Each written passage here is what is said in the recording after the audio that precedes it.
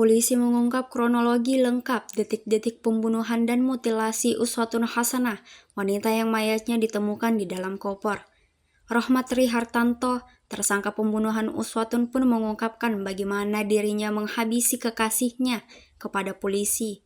Direktur Reskrimum Polda Jatim Kombes Pol Farman menyebutkan bahwa tersangka Rohmat diduga kuat sudah merencanakan aksinya untuk menghabisi nyawa korban. Pada Minggu 19 Januari, tersangka memancing korban untuk bertemu dan menjemputnya di Terminal Gayatri di Tulungagung.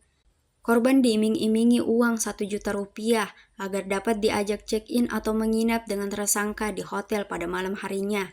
Saat berada di dalam hotel, tersangka terlibat cekcok dengan korban, hingga akhirnya tersangka berupaya mencekik leher korban. Korban sontak berontak, lalu kepalanya terbentur lantai dan mengalami luka pendarahan. Di situ pula lah korban diduga sudah tak bernyawa. Setelah tahu korban tewas, tersangka mulai kebingungan bagaimana cara membuang mayat ini. Ia kemudian keluar dari hotel dan membawa mobil korban. Ia menuju rumahnya di Tulungagung untuk mengambil koper berwarna merah.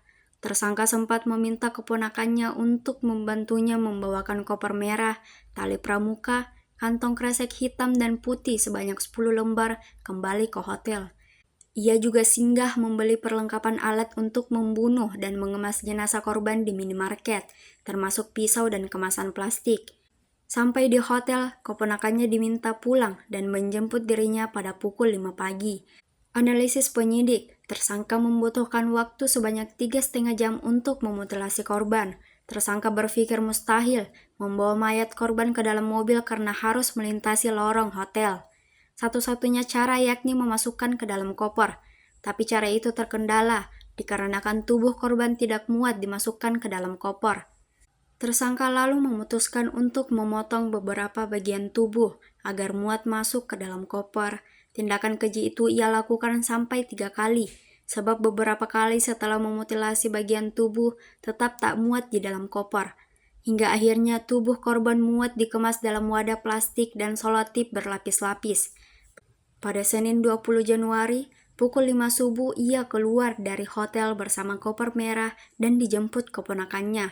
Koper itu dibawa ke rumah kosong neneknya, lalu disimpan selama 36 jam. Pada Selasa pagi ia mengambil koper merah dan menyewa mobil untuk membuangnya.